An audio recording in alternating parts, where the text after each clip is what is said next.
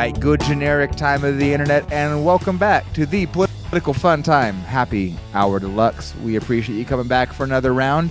It is I, Ty, and I am joined by the one, the only, Andi, Miss Pamphleteer. How are you, Andi?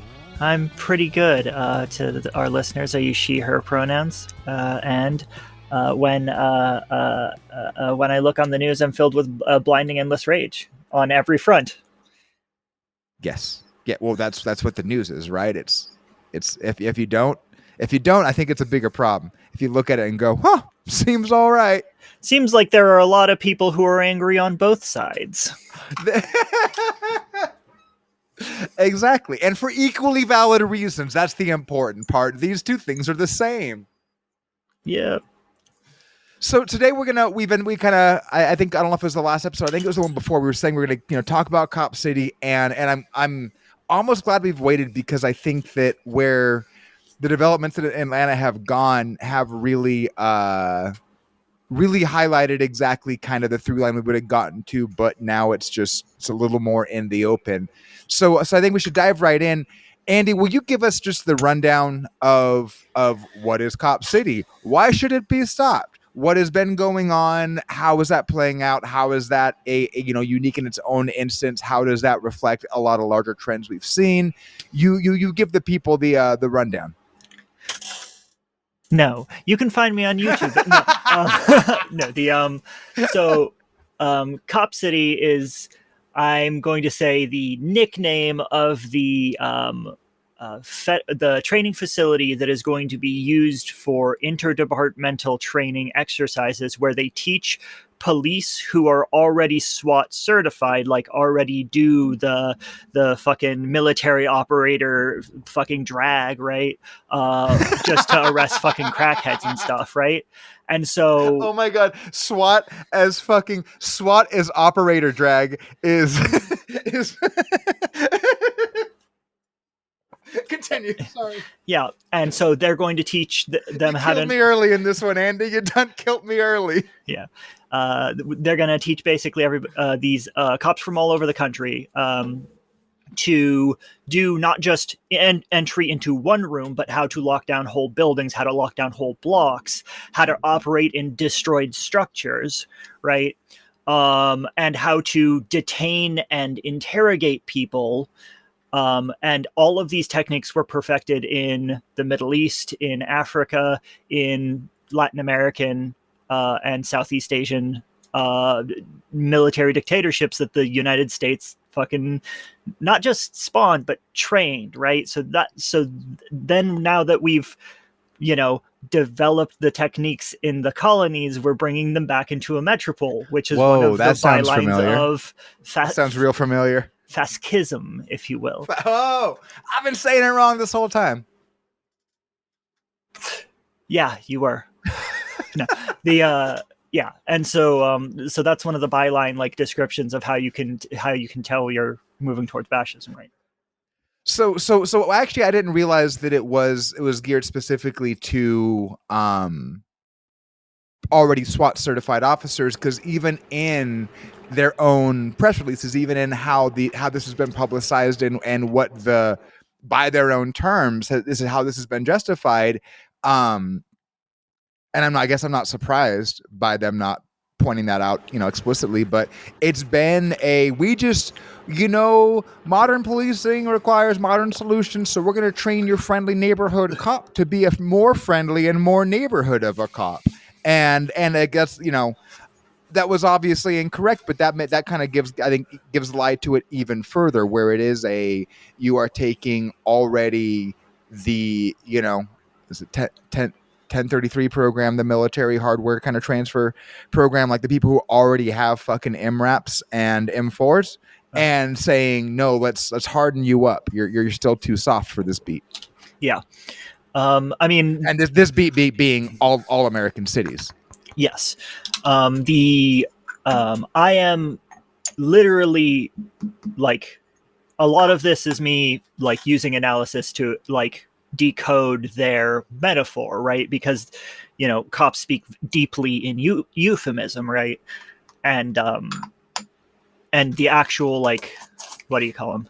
Curriculum are, oh, we could potentially keep them in check, and that's like the sort of the line that the liberals go with, like, no, like we do need the cops to be well trained, and that's why they need a massive amount of money to turn this force into a fucking cop training facility, despite the massive overinflated training budgets that don't ever seem to fucking help, and in fact quite often hurt a lot, right? And so people don't like this, and they're protesting at the site, and preventing any development from going on there. And that's, go ahead. Well, and I was going to say, I think it's important to say, this site, it's not just what they're going to do or how they're going to do that is objectionable, or how they've gone about it. And there's plenty on that front. There's plenty of, it's like a city owned, but it's unincorporated territory. So it should be under the jurisdiction of DeKalb County. Yet, because the city owns it, they were able to kind of skirt around a lot of areas where there would theoretically, through county structures, be opportunities for residents and other stakeholders to voice their opinion, to participate in deciding whether or not to do it, et cetera, or at least to bring some accountability to this.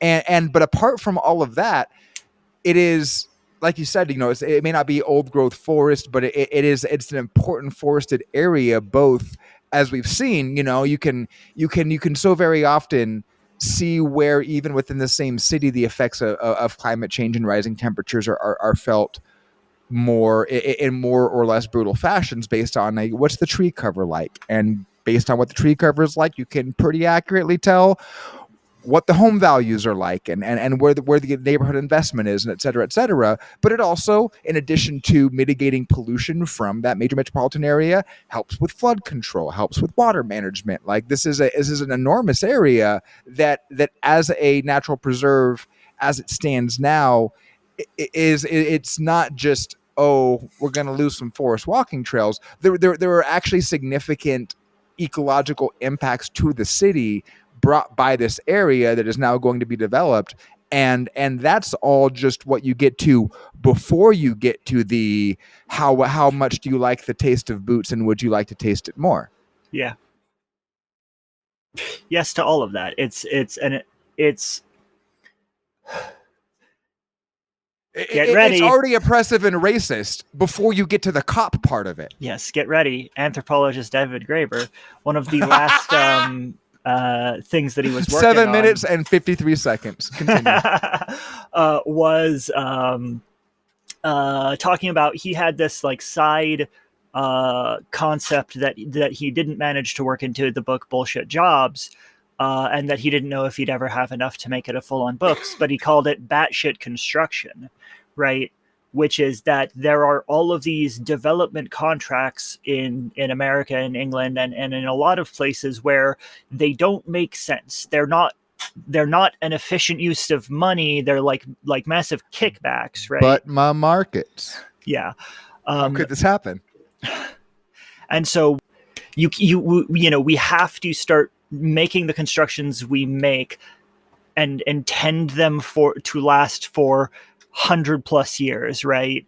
We because if we're building with wood, we need to let the forests grow back from all of the fucking trees we cut down. If we're making them from stone, we should imagine them like that they could last a lot longer than that, right? And be planning for them to be able to survive floods, to be able to survive like earthquakes as best as possible, and all of these other things, and like understand, like, yeah, you're saying this descriptively, or prescriptively, as opposed to describing what the bullshit construction is, right? Sorry, I might have missed that. Yeah, okay, I'm moving forward from bullshit construction into describe gotcha. Like, yeah. Because it's not like we won't need homes going forward, right? We still will need homes, but we can't be, making houses whose fucking walls are rotting through in 15 years, right? Because that's nothing. That's literally like creating an investment, like something that you're treating like an investment, that you're treating like a speculative tool, a speculative instrument, right? And then making it so that its value won't last for 30 years, right? It won't even last for fucking 5 years. It's a manufactured home and mobile home problem. Yeah. It is very reminiscent of that, where you have this kind of a sensible, okay, you can't afford a single family home that is the traditional kind of vehicle for the average family to be able to recoup some of their shelter costs and get just a taste of this speculative appreciation.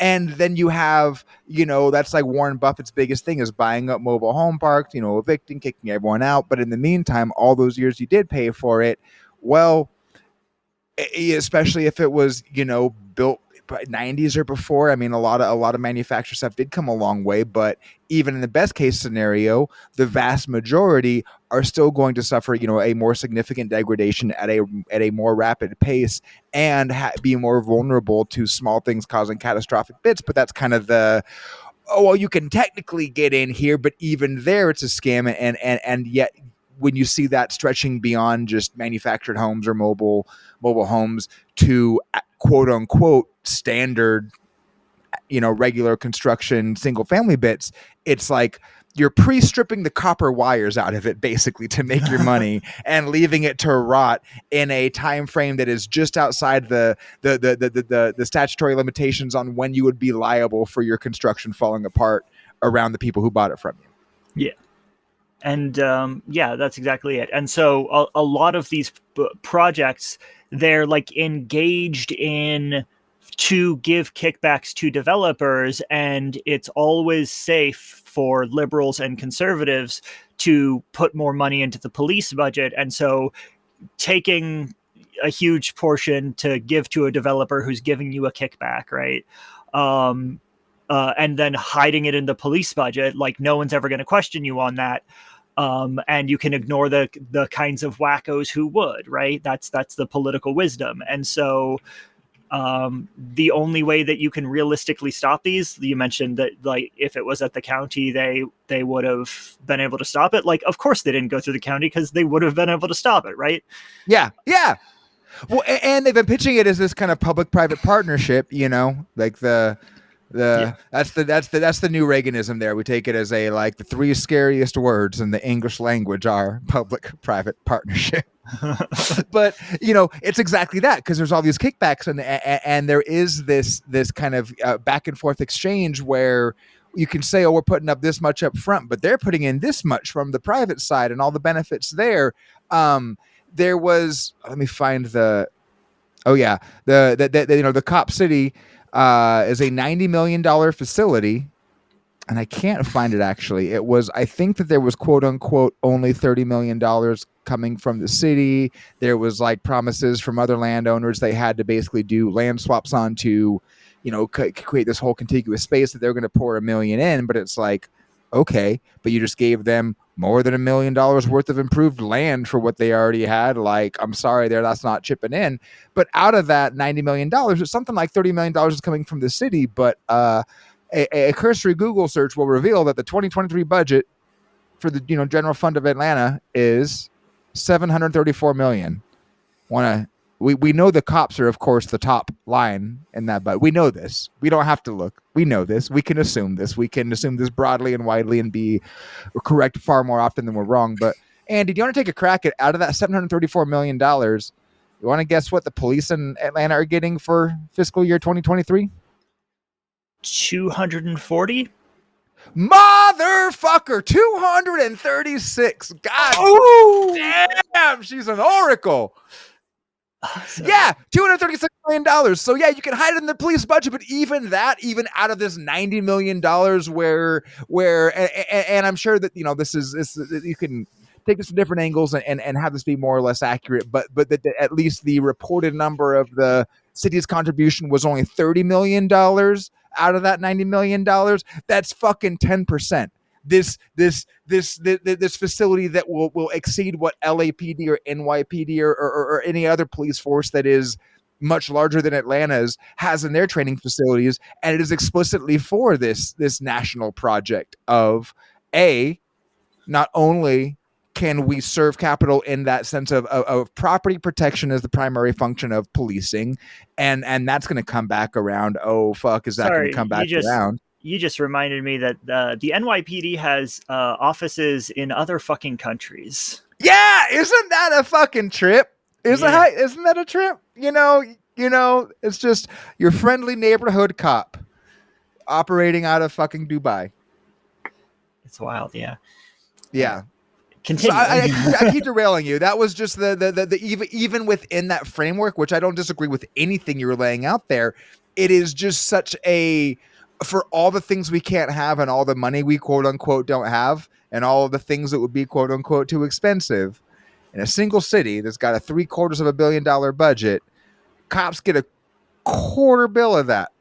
And that this whole thing is a relatively insignificant line item, yet is able to function in the way you're describing as an enormous kickback to kind of further codify that relationship between police and property. Yeah. Yeah, that's just absolutely correct. Nobody really likes this, like, except, like, police don't even really like being trained. They resent it. And the only way that they ever, like, they've got, like, really, like, stereotypical movie jock, like, brain where it's got to be like a game to them. They have to have, like, the stupid SWAT training, like, exercises that are just like time trial shit, right? And they'd, like, test their scores against one another, like, and fucking dick measure 24/7. And yeah, I can't be told that I didn't already know something, but I sure can pursue a proxy for saying, like, way bigger than you, bro, way bigger than you. Yeah.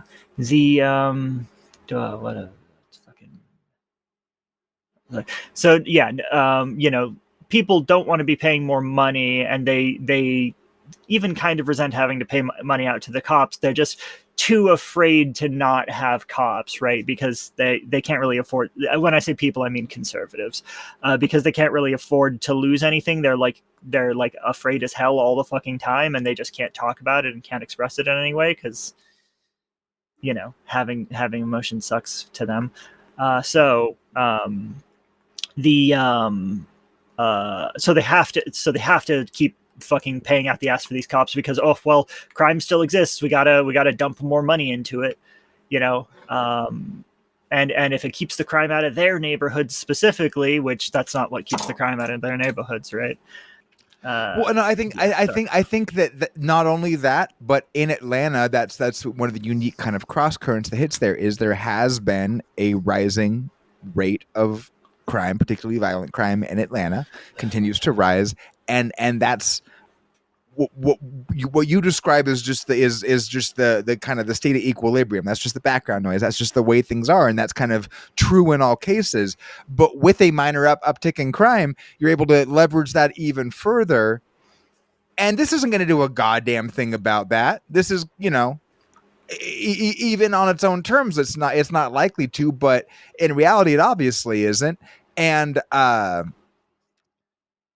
it just goes to show how powerful that is, how powerful that fear-based logic is, and how much we saw it during the whole COVID stretch of all of this decrying this rise in violent crime, and it's up 14%. It's like, yeah, from a 50-year low. It's New York is so dangerous.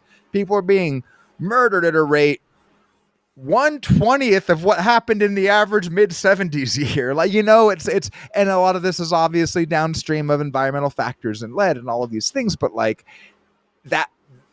those statistics are so often leveraged so cynically to make that work, but it's done because it's fucking effective. And I think you raise an important kind of side element, is that fear engendered by the fact that you don't have the extra room to take on any loss without it severely, undermining your situation. And that's amongst the fucking petty bourgeois. Yeah. It I guess should be noted that Atlanta has it's basically the only city in the world with a black bourgeoisie. Or not in the world, True. in America. Yeah. And because it has a black bourgeoisie, they don't have cash bail. That's an unequivocally good move to have been made. Like I'm not saying that there's anything particularly more wrong with the black bourgeoisie than there is with the white bourgeoisie, right? It's just the culture of the city is different because of this, right? There is this element of conservatism in Atlanta, in Well, places and things that can be obscured that are motivated by class interest that usually coincide along racial lines in other cities. But what they see with the black majority and a black bourgeoisie class, like there are certain things that they can be obscured, and I think that's just add that into the reasons why this can happen in Atlanta. You know, at a scale very, very far outstripping its relative size of its police, but it can still work there. And at least some of the allegations of the racism inherent in that can be obscured by the fact that the class interests aren't as neatly divisible along those lines as in many other major cities, especially at that level of a just metropolitan size. Mm-hmm. Yeah. And yeah, so what do Do you we want to kind of hit like the what does the resistance look like to this point, and kind of give us at least a general overview of the timeline and where we stand now? Yeah, so people have been trying to go to the meetings in the cities and grease the wheels of power and tug the levers of power and etc. But the people who have gotten the most like targeted violence and harassment from the police are the people doing the direct action, who are actually going out to the site that they're planning to bulldoze and living there, in the trees on the ground there, and organizing events and protests and sabotaging the machinery uh, so that they couldn't easily continue doing the operation, even if people did leave, even if they were what's the word, detained or captured or driven out, right? And so the it was in shit. There was no, that last bowl was too much. Are you thinking about of Tortuguita? Yeah, getting into Tortuguita.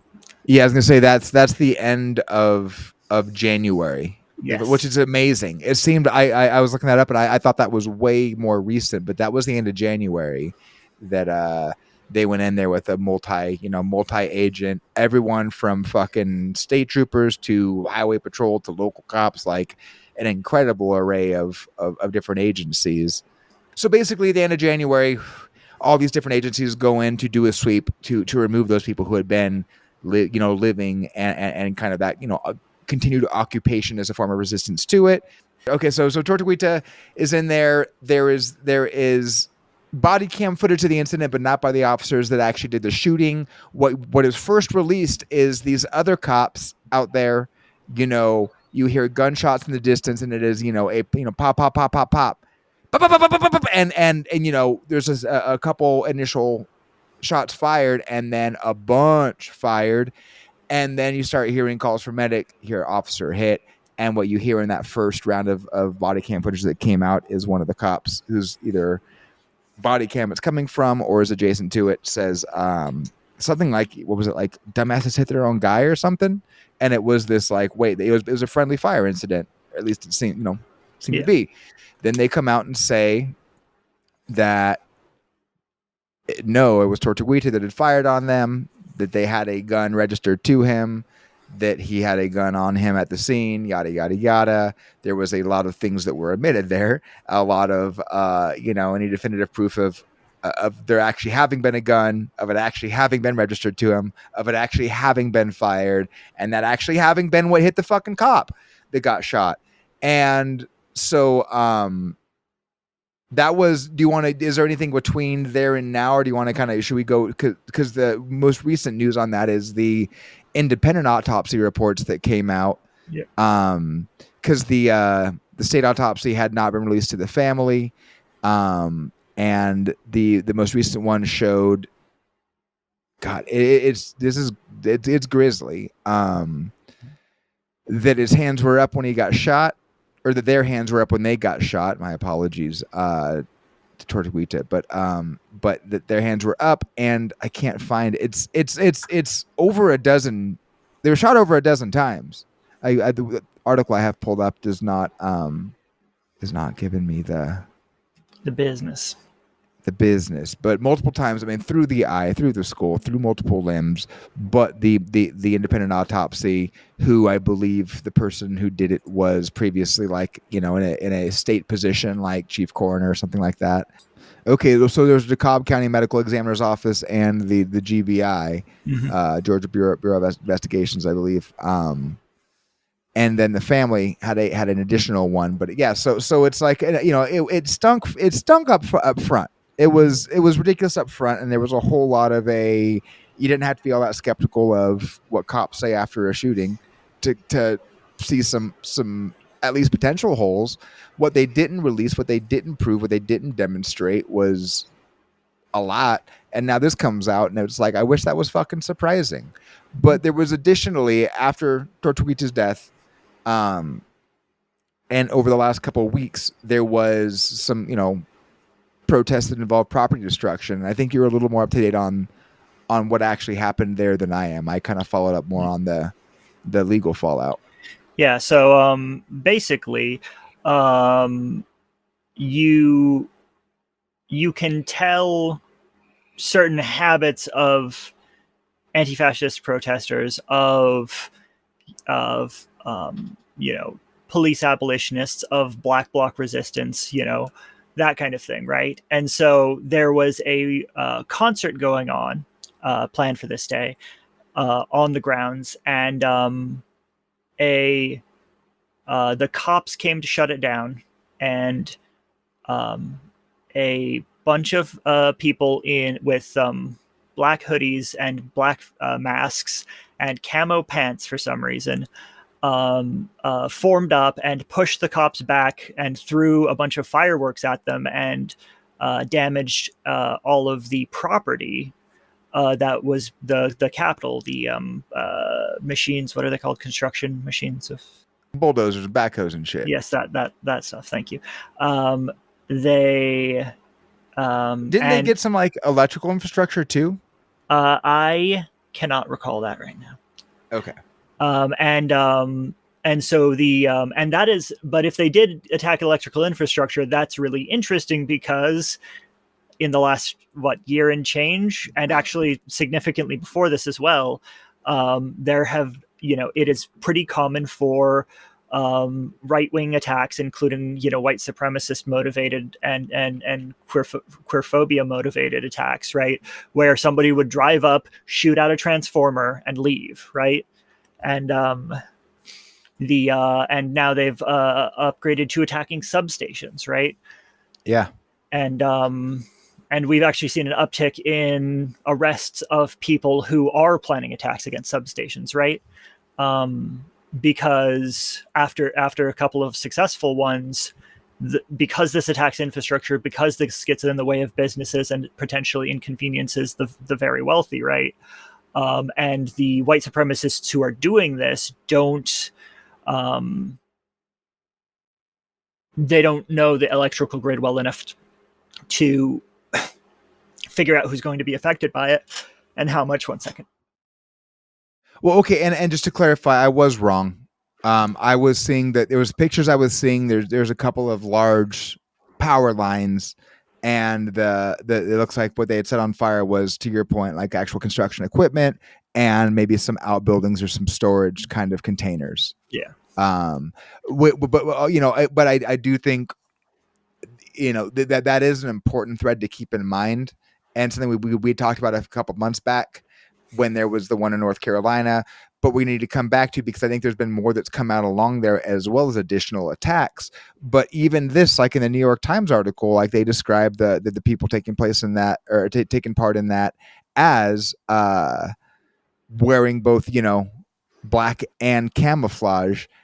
And if only we had Brent on here. He's lived in Georgia. Maybe he could speak to the left there. But that is a kind of a weird thing for Black Bloc to do, is to wear camouflage instead of black. It's kind of a weird thing for cops to do, is not pull out guns when they feel even the slightest bit threatened.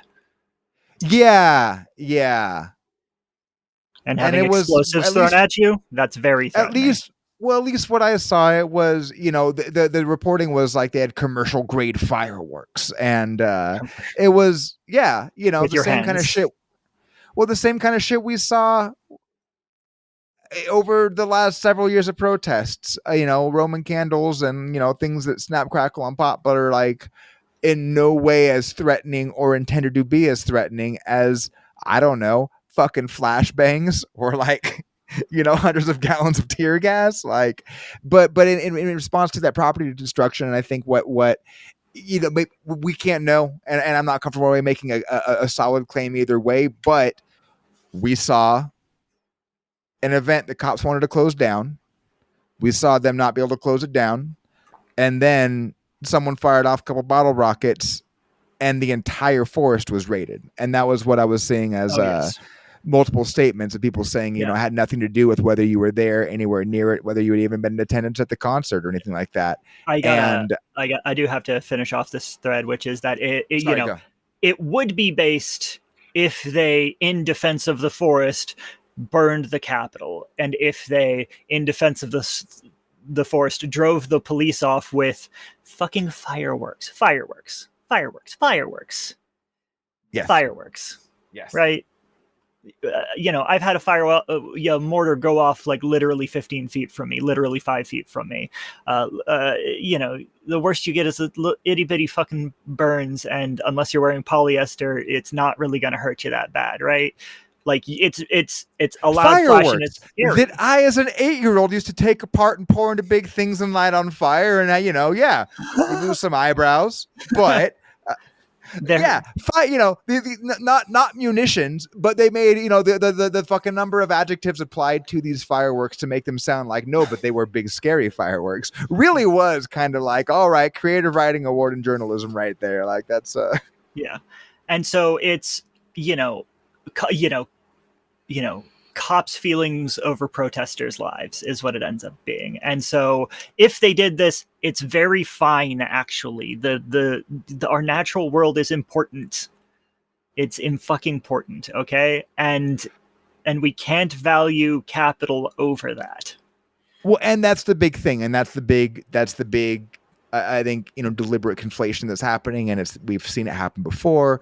But in addition to, and I listened to a bit on It Could Happen Here, the Cool Zone Media. I think it was Garrison that had actually been there and done the reporting on it. But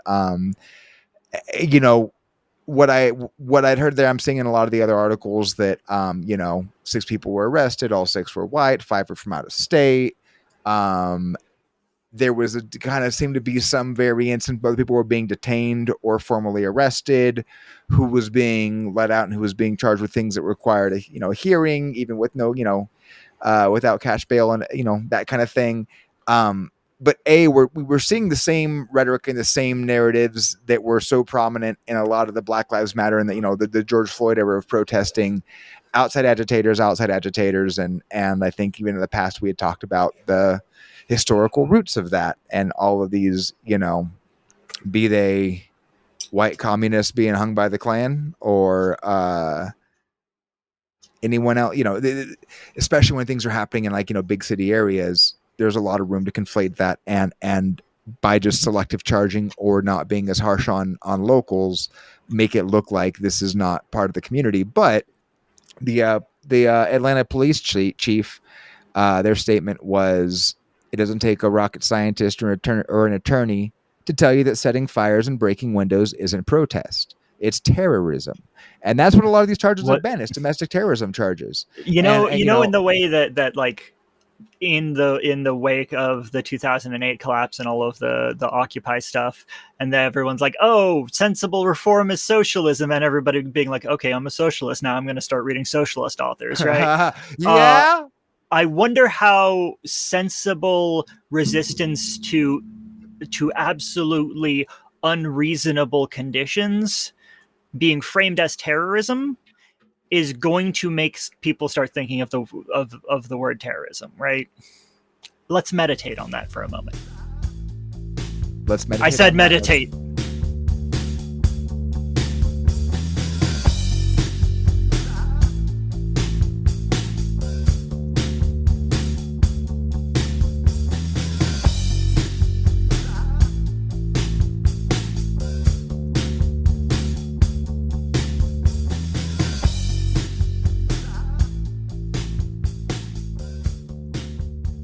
So I guess this is an ad. My most recent episode ain't doing as hot as the other ones. It's about music and political ontologies of violence. So What'd you say?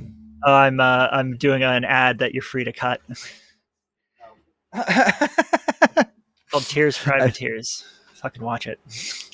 Oh no, I saw it. It was great. It was great. Now You've been watch on it a again. fucn tear. I have. I will. Juice them plays. The one I wrote in a blur the other day that I'm working on is about like how much political ontology matters. Not ontology. Political bodily autonomy for women is to be taken seriously, which comes to the ultimate conclusion that if a woman is ultimately responsible for taking care of an infant who cannot take care of itself, who cannot ask for help, who cannot communicate its needs up to this point, right? And she, if she has the ultimate responsibility for care, then she has to be able to withhold her labor, which means that infanticide is technically should technically be permissible. It shouldn't be, like, promoted, but it shouldn't be stopped, so that if a woman thinks she might need to make that decision, she can talk to people about it, and arrangements can be made and help can be given. But yeah, it's fucking hard. It's hardcore, but that's actually, like, infanticide might actually be fucking good. Well, and I think that at that point, it's one of those, like, you could very easily, in a functioning country where adoption was like an actual answer to these kind of things, like totally feasible there.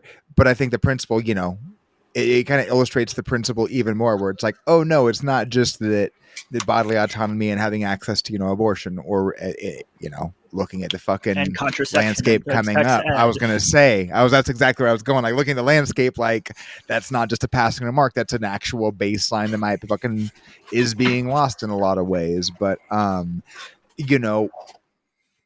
it is so easy to, there's a quote, and I think it's from some religious official, some higher up in some church, but it was, saying like, there's a critique of the religious right, and that the unborn are such a convenient group to advocate for. They make no demands. They have no opinions. They have no voice of their own. They can never tell you that you were wrong.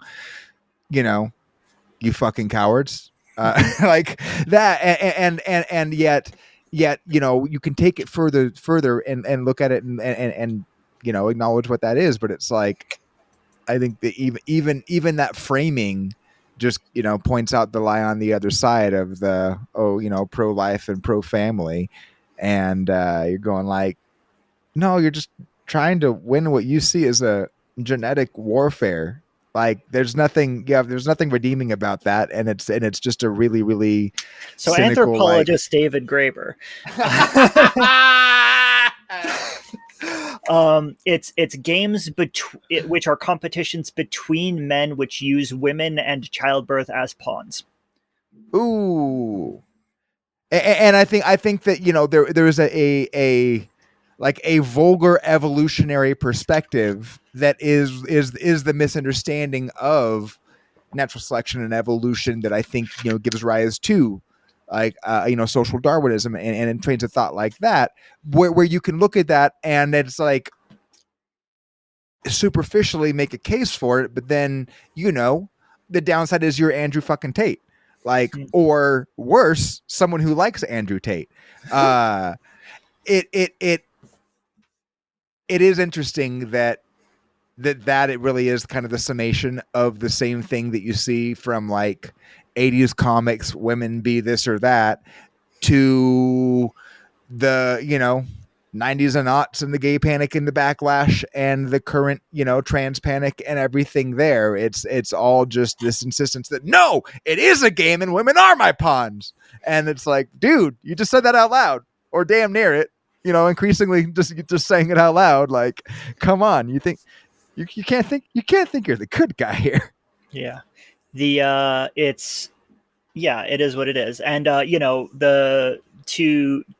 all of this, like, the point that I'm making is that some society have considered animals and even plants as a type of person, but people can still objectify other people, right? You can treat people like they are things, and you can create property relationships about people regardless of whether or not you consider that person in some way like us, right?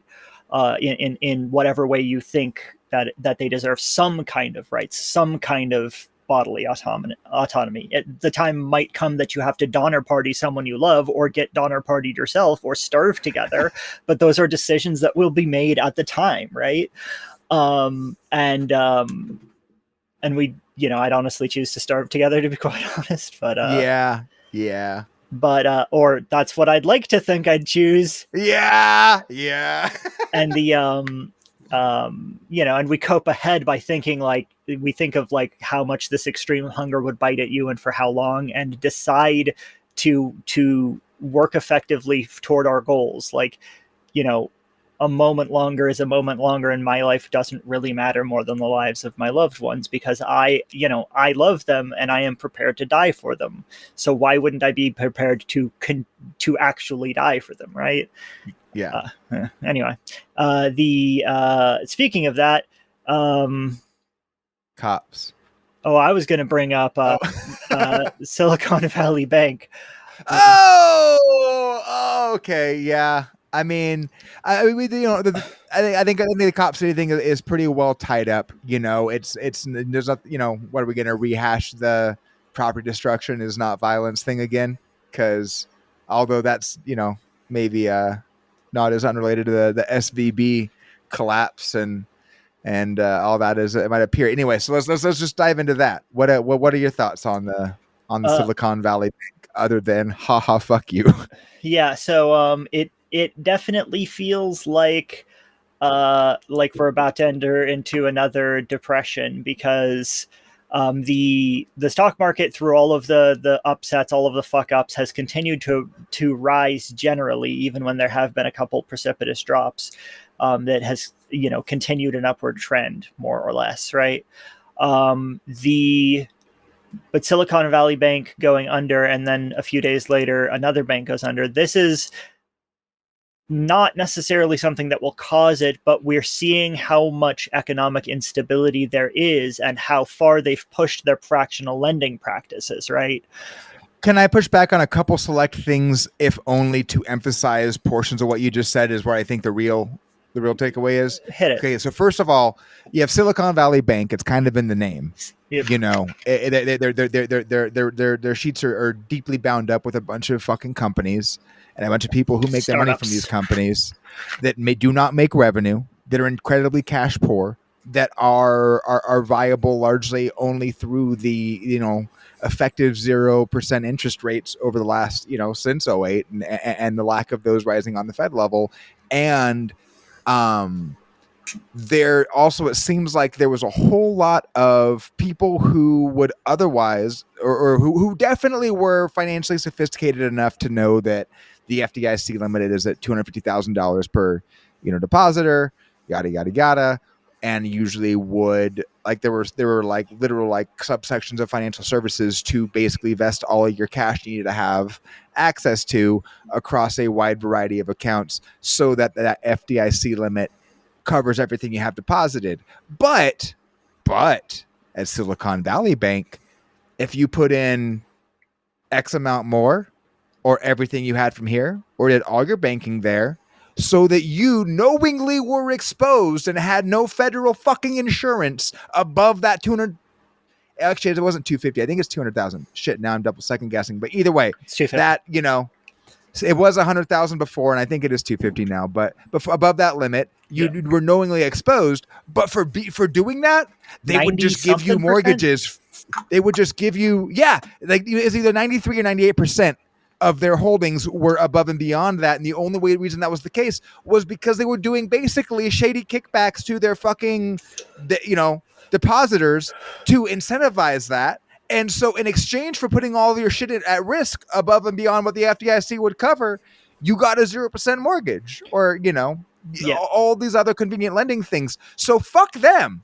Let them eat shit. And then secondly, the other bank that went out was deeply, deeply, deeply into crypto shit. Yeah. So yeah, so the part where you're incredibly and totally right, and this is the, I think, defining bit, depression, recession, or neither, is that the instability there, it is that increasingly ratcheting up the levering, all of these lessons that we like saw played out as clearly as they could be played out, that no one learned from, even from within a capitalistic framework.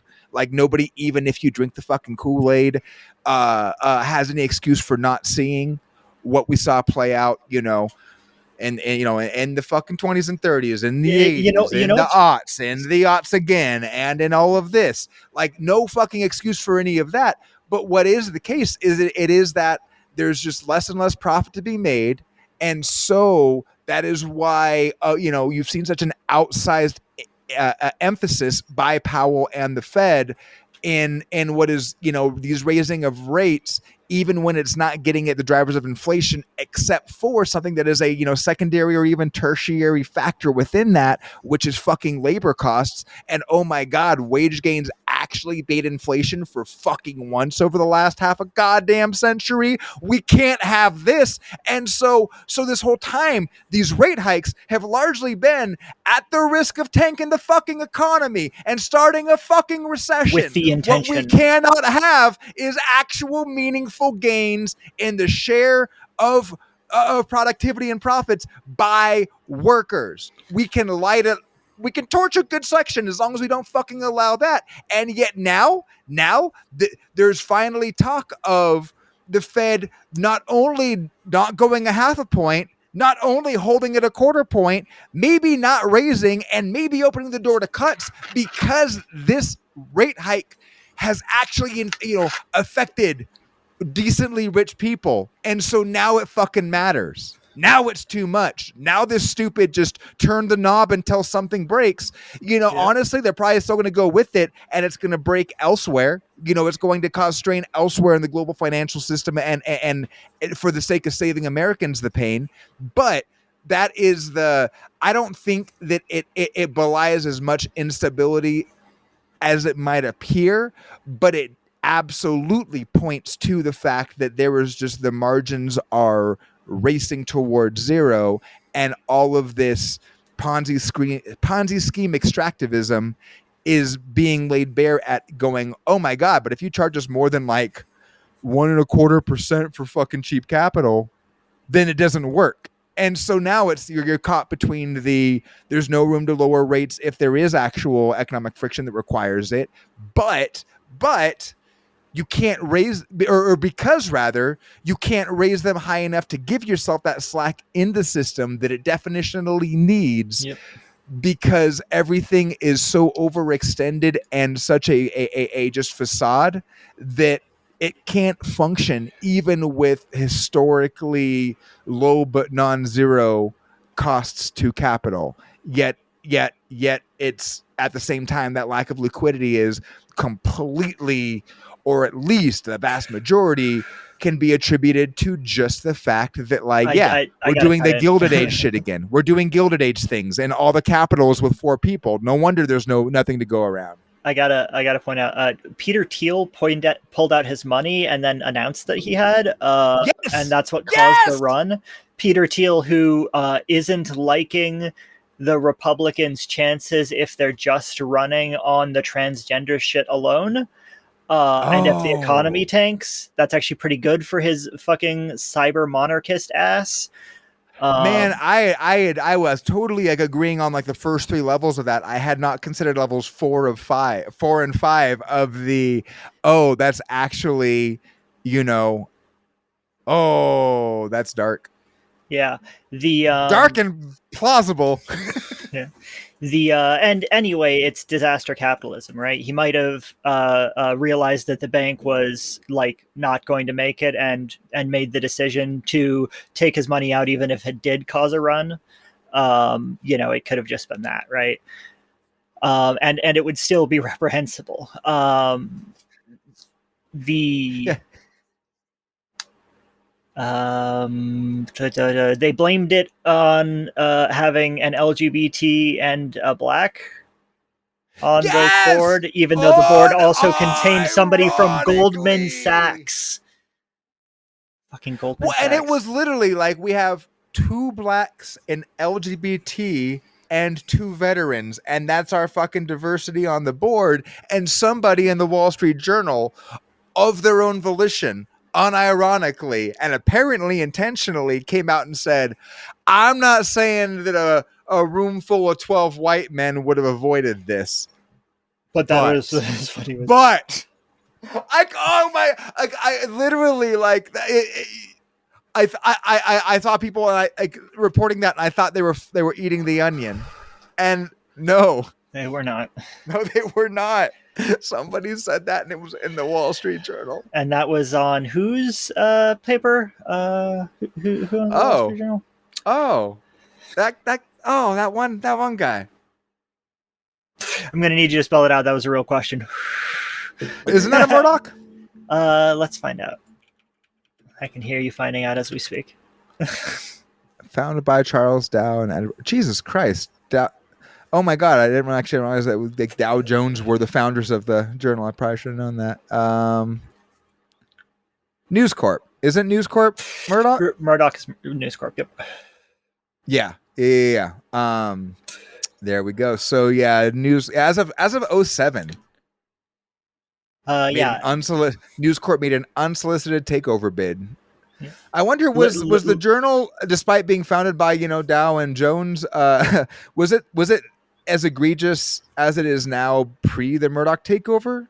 I haven't actually read any Wall Street Journal articles from before the Murdoch takeover, so I couldn't tell. Well, I was raised with that's like you can't the let's talk about your liberal trash, but the Wall Street Journal, that's a reliable publication. Yeah, so that's sounds about as good as the Daily Hail. What were we getting at there?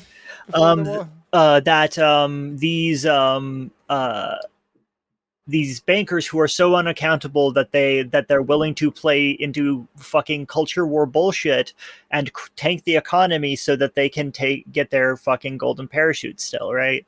They're and that's like not even the exception anymore. That's just the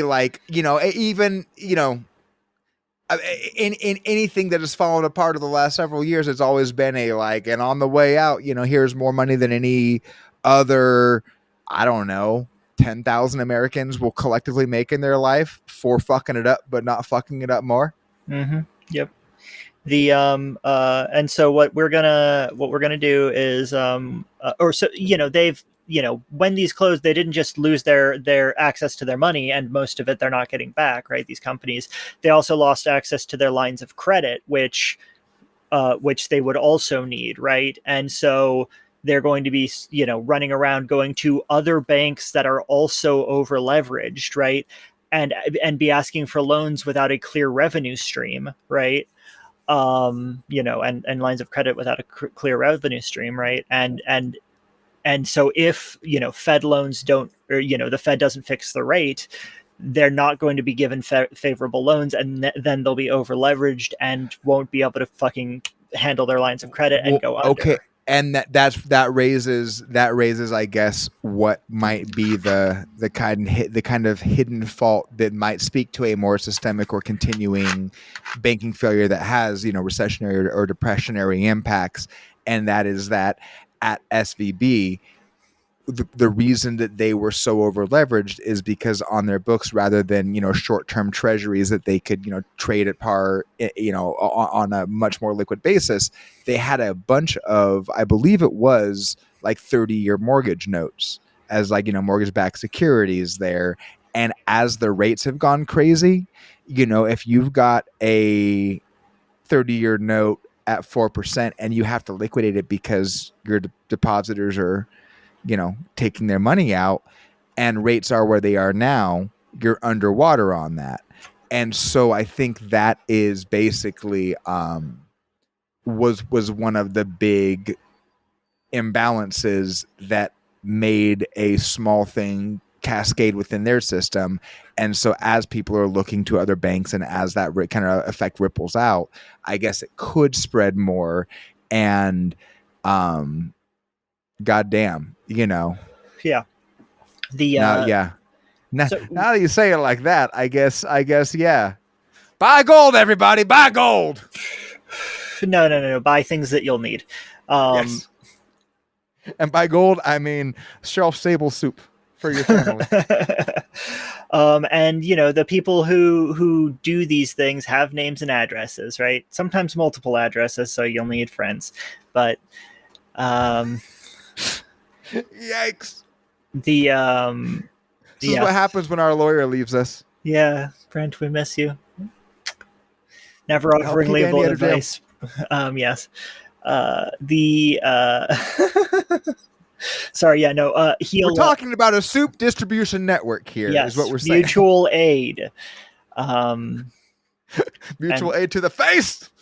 oh, that's way further than I ever went, and you scolded me just a moment ago. Yeah, move on, because I'm going to cut that part anyway. Okay. I am what the French call le coward. Le covarde. What we had a Systemic third. Domino's Oh yes, collapse, capitalism, great system. yes. The and it. The last part of this is that back for the longest time they would raid our pensions constantly and then get caught for doing it and go to jail, and so they made us put all of our fucking retirements on the free market. So And we so could raid them, and then it was quote unquote our fault when we're destitute because Social Security went away before we retired. yeah, so they're cutting Social Security, and they're fucking when they make a run, it's us who can't get the money, right? That's Yeah. that's the exact same thing that happened with the pension funds, right? So we have to understand that when they legalize things like graft, when they legalize theft and robbery for themselves and criminalize our existences and create these fucking facilities so they can do the most harsh violence against us with ruthless organized gangs who do fucking Navy SEAL cosplay, things are only going to get worse unless we take a stand and say you can't make it any worse. And I know that we don't give you options. There's no easy way to get involved. You have to put in the effort on your end to find out what's going on in your area and get people excited about being able to help make a future that's worth living in, because the future isn't going anywhere. It's coming straight for us. You can't stay neutral on a moving goddamn planet. And as okay, there's been this national response to Cop City, and of course, surprise, surprise, it's been cast as outside agitators. These aren't part of our community, et cetera, et cetera. And there is one future in which, and it was encouraging to hear some interviews I listened to of people who are out there, and it being basically the rhetoric being there, we can only win because we can't stop fighting, so we have to either fight until we win or we don't get to choose what we're doing anymore, kind of thing. And there's one future where on a national level there are the required responses, and we're able to achieve at least a better level of cooperation and a better allocation of our collective efforts and our social wealth towards ends that will, at this point, help us weather and improve our society despite what we have baked into the fucking calculation as far as the future marching towards us goes. On the other side of it, in the bad world, things will break down to more local instances of very similar kind of planes of resistance and of necessary cooperation and of the need for community and mutual aid and social persistence, I guess. And so that is why I think what you're saying there, Andy, is the answer either way, because those kind of local organizations and those local organizational structures and those community building and communal efforts are either what will enable the resistance on the larger scale in a way that actually wins what you're trying to win, or are going to be the terrain you will have to retreat to and fight on with you and your neighbors and those you love anyway. So that's in light of maybe another financial crisis. Does it feel weird that we're only as old as we are, and this is like where you can kind of financial collapses are kind of blasé? We can just be like, oh, I've seen 3 of these already. Okay, Yeah, I mean, here's the arc. For a while there, it was like, I heard about one of these in my daddy's time, and so you don't know what to Yeah. expect. But we seen a fucking couple, huh? We could ask our grandpa, hey, what was the collapse like? And, our hypothetical grandkids would be like, which was your favorite financial crisis? Yeah. Fuck. The one where we got up and made a change, like like the one society... that enabled us to have grandkids. That's the one. Yeah, and the one that's that catalyzed whatever it is that led us to bring 2 generations more into this fucking world. Yeah, it's fucked. And what was the last thing that we wanted to do? Was that probably a topic for a different bit. I think that's plenty. I think that the tie-in is sufficient there because the entire landscape of what Cop City, like the things they are saying out loud, how they are by their own terms justifying it, all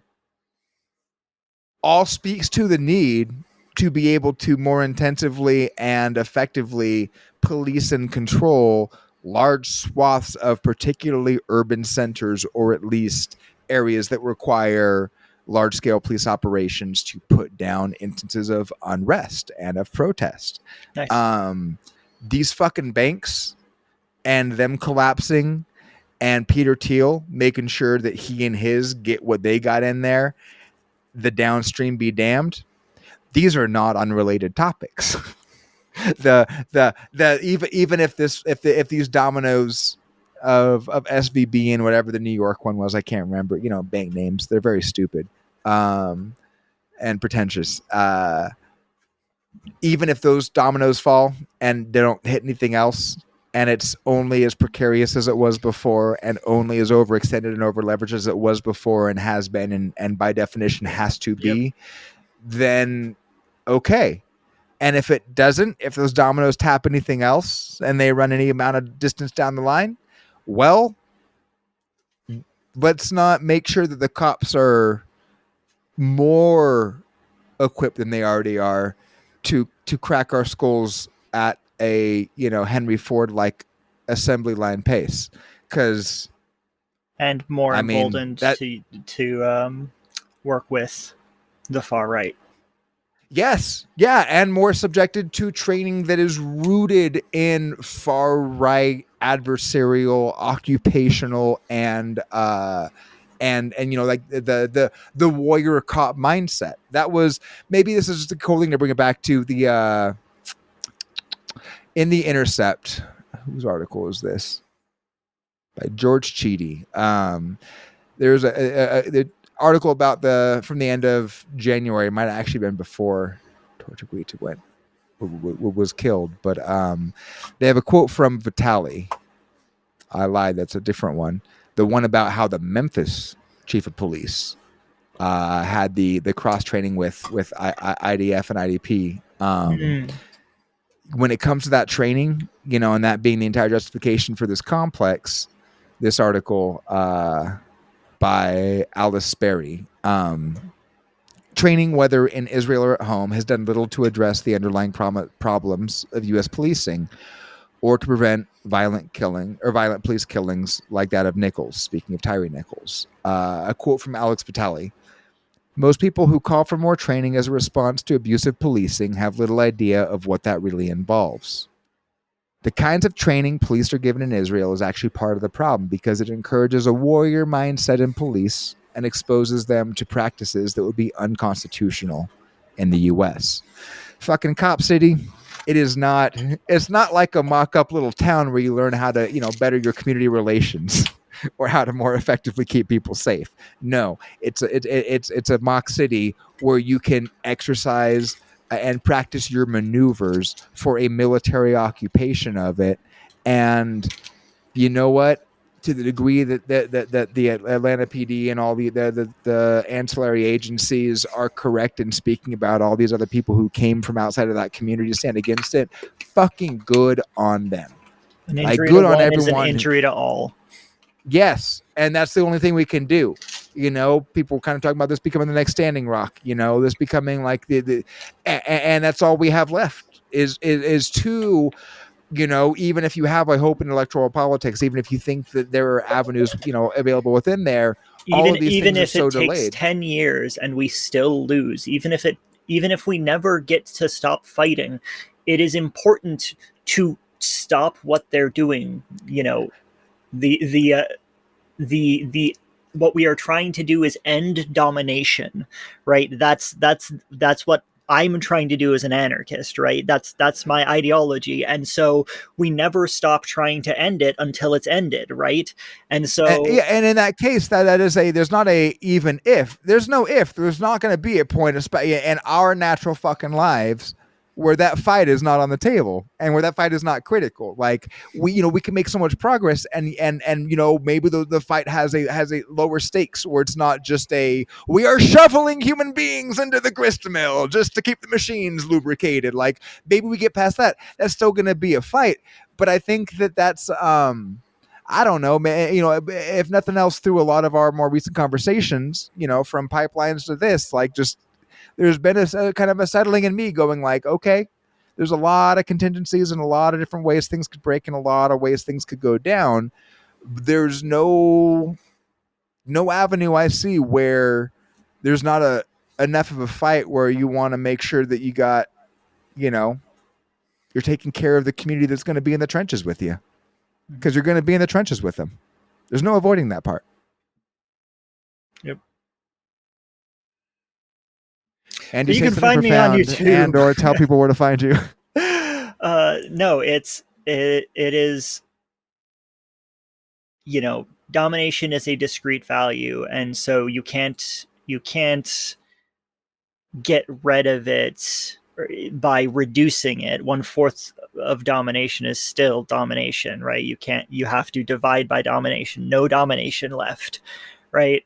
Andy, I was being facetious, but goddamn if you didn't do it. That is good. That is, when you say it like that, it just seems like it should be awful clear, but it so often is not. Yep.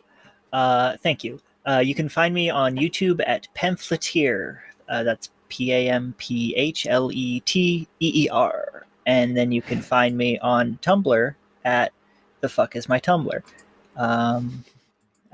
Oh my god. Click at pamphlet TYR. I really wish that screening was available just so you could be the fuck is my Tumblr on Tumblr. That would be good. And my next video is about why J.K. Rowling has always been a fascist. And my current video is a political take at certain songs, which, you know, a lot of leftists are familiar with. It's very good. Thank you for listening. You should share this podcast with people who might like it or benefit from it.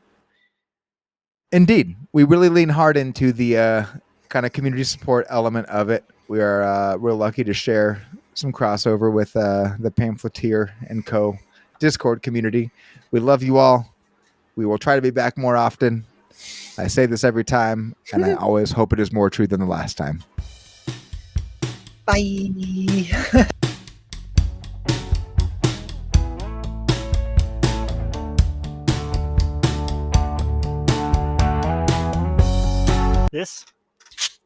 That's for you in the recording, since you're going to have to cut it. Unless I accidentally trigger your NAS into ODD, and you're just like, oh, you think I'm going to cut this, you motherfucker? Think you fucking can. You have to hear it in crisp HD.